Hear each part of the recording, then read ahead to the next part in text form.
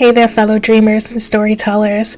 Welcome back to Rosemary Writes. I'm Rosemary, and I'd like to apologize if my voice sounds a little bit strange. I ended up getting a case of COVID, which, go figures, the introvert that never leaves her house catches COVID.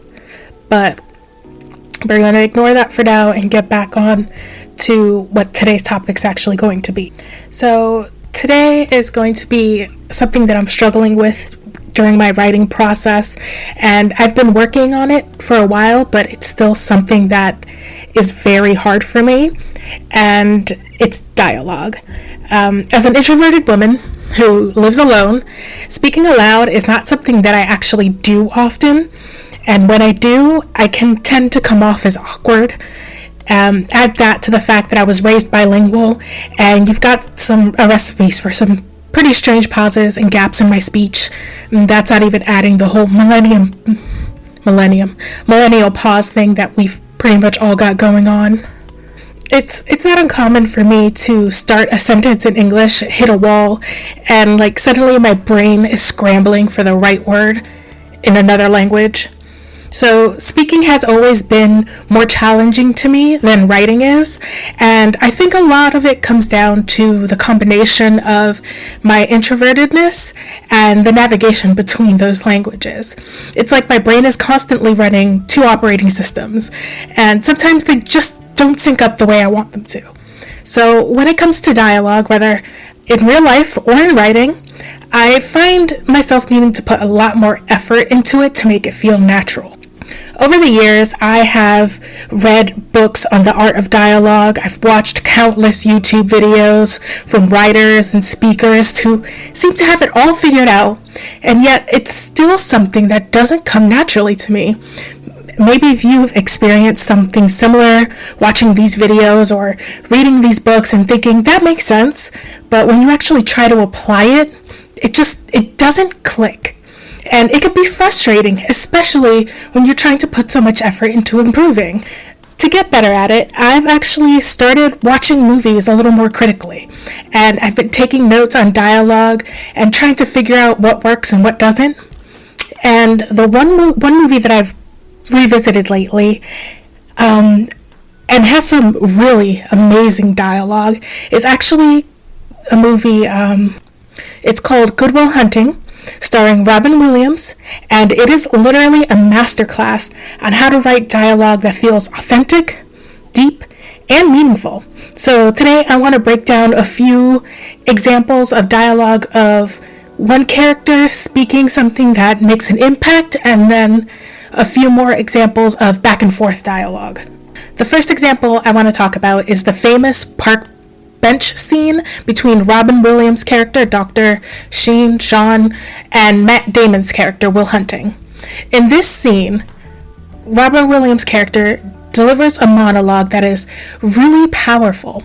And he says, and this, I am in no way a voice actor and can never compare to the brilliance of Robin Williams, just putting that out there. He goes, "You're just a kid. You don't have the faintest idea what you're talking about. You've never been out of Boston.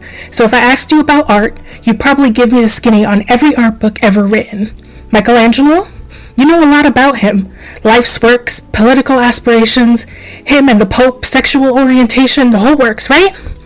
But I bet you can't tell me Oh, see, I already messed up. But I bet you can't tell me what it smells like in the Sistine Chapel.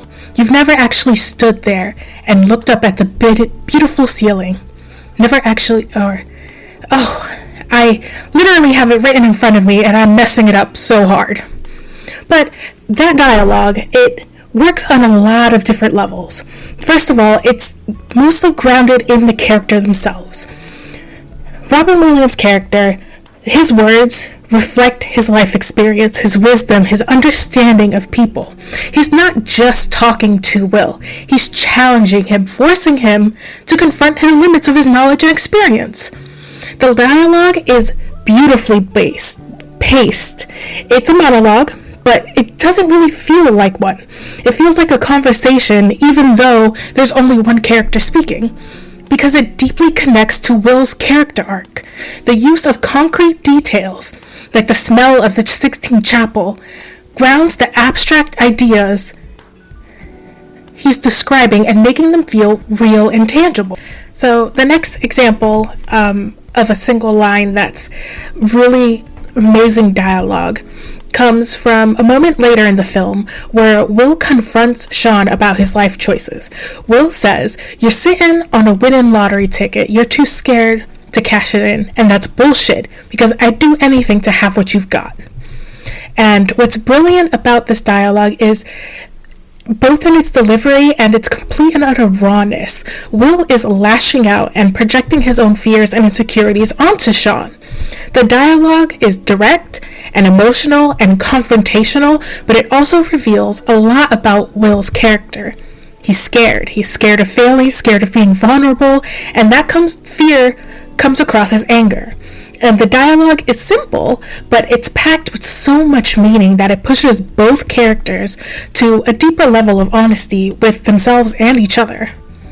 And I'd like to do another example that's a quieter moment in the film.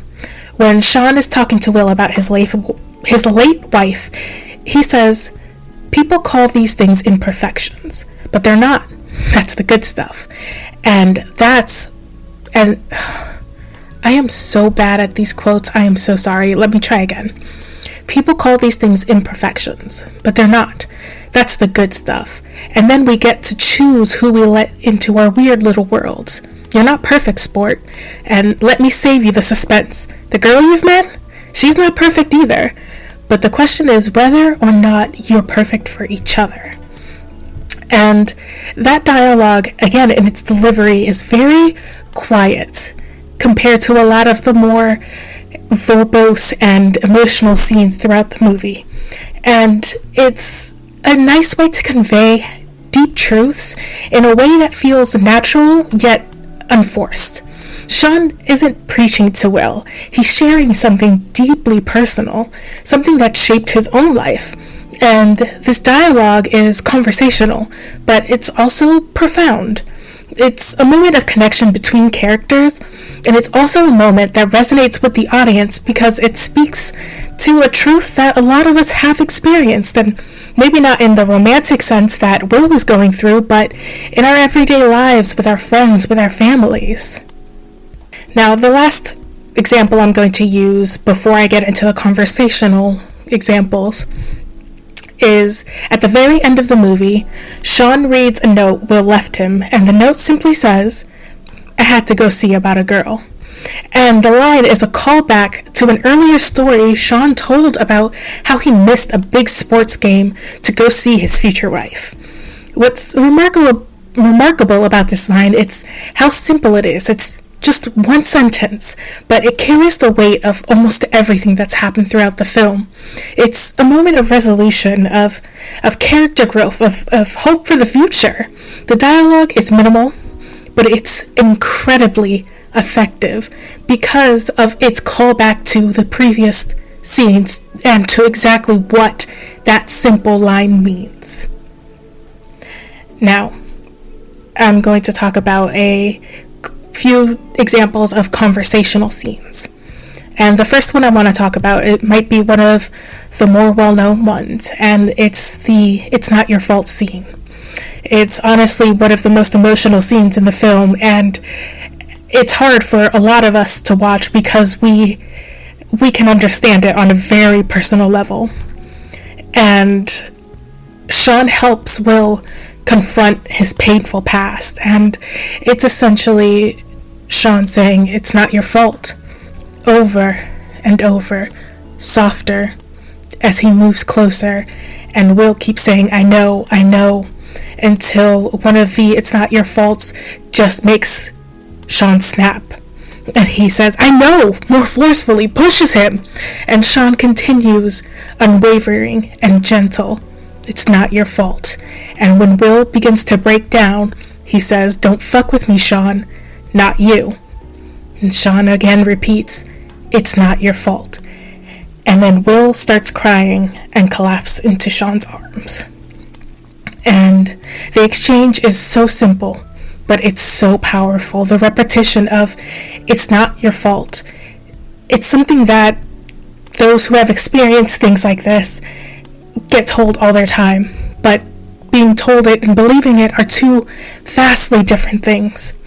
And in this moment, repeating it slowly, calmly, face to face with someone who understands, who has been through the same thing, it breaks down Will's emotional defenses and forces him to face the trauma that he's been trying to hide.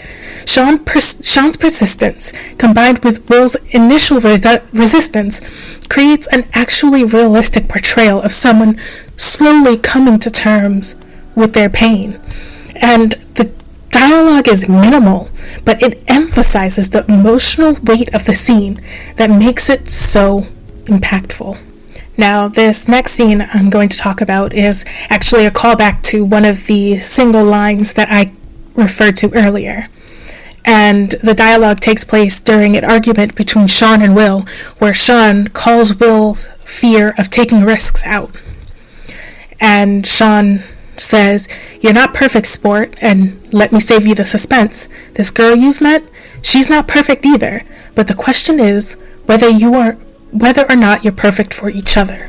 And Will immediately says, "I didn't ask for your advice." Sean says, "No, you didn't, but you're afraid to take the leap."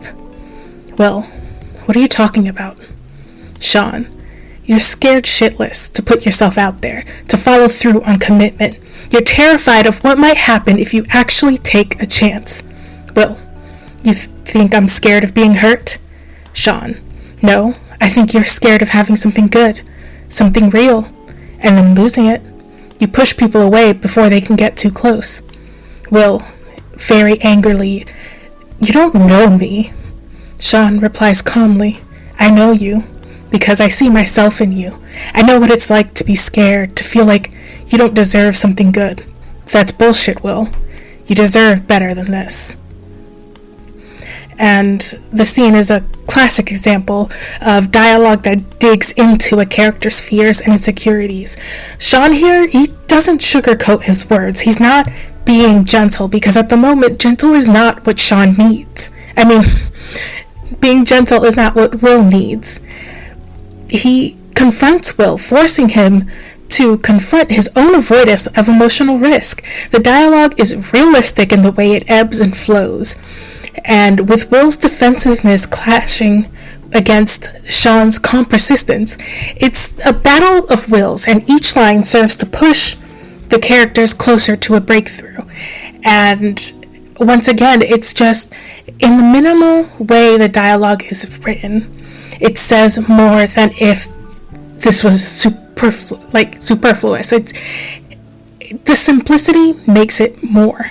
Now, I'm going to do one more conversation, and this conversation is, again, something that a lot of us have experienced with something similar, where someone is trying to break through emotional trauma and trying to be a part of our lives, and we just don't know how to do it.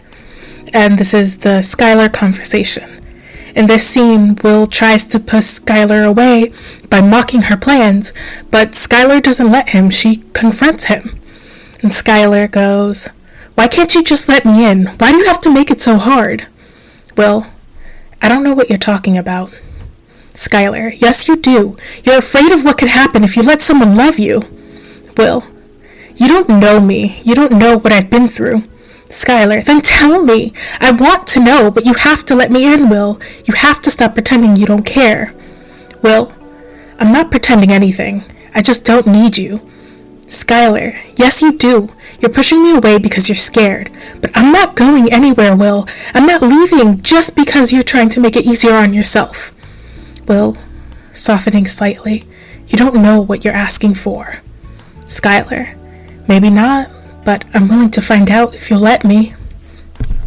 And again, this is a scene that those who have had trauma in their pasts might have been lucky enough to have a conversation with someone, or someone tried to push this conversation on them before they were ready for it. But in this exchange, it works because the dialogue reveals the vulnerability of the characters. Will's attempts to push Skylar away are met with her persistence and her genuine care. The conversation is realistic because it captures the complexity of human emotions, the fear, the love, the desire for the connection. Skylar's willingness to confront Will's fears head on, and Will's gradual softening to slow the process and breaking down the emotional barriers in the relationship. Now, watching Good Will Hunting and analyzing its dialogue has actually been kind of incredible. It's been an experience, and as I'm working to improve my own understanding of how dialogue functions in storytelling, it's just what makes the dialogue in this movie in particular so effective isn't just the words themselves, but how they're used to reveal characters, to convey emotions, and to drive the narrative forward. It's about rhythm, pacing, and the way the dialogue is rooted in the character's experience and perspectives. For someone like me who doesn't speak aloud often and who struggles a lot to find the right words, it's inspiring to kind of see how dialogue can be crafted so carefully and yet feel natural. It's a reminder that even though dialogue can be challenging, it's also one of the most powerful tools we have as storytellers. Now, something else that has come to my attention as I've been doing this is in my storytelling, I'm always afraid that there's not enough dialogue, that there's not enough talking going on. And I have come to realize that there doesn't need to be excessive amounts of dialogue. It just doesn't. So long as everything is conveyed properly, I don't have to worry about adding dialogue just for there to be dialogue. That it would actually cheapen everything that I've worked for if I do something like that. And that is me closing out today's episode. And if you're like me and you're working on your own dialogue, whether it's in your writing or everyday speech, I would encourage to watch movies like Good Will Hunting with a critical eye. Take notes, break down scenes, and think about why the dialogue works or why it doesn't. It's a process and it takes time, but it's worth it. At least I believe it's worth it. Well, either way, thank you for joining me on this episode of Rosemary Writes, and I hope you found the discussion about dialogue helpful. And I do apologize for my horrible reading, even with the exact words in front of me taken word for word on the script that I have. I still found ways to horribly screw it up. But thank you for coming. Thank you for sticking around if you have this long. And I hope to hear you, or for you to come by for the next episode where I'll be talking Studio Ghibli, Kiki's Delivery Service, and just a little bit about Howl's Moving Castle. Bye.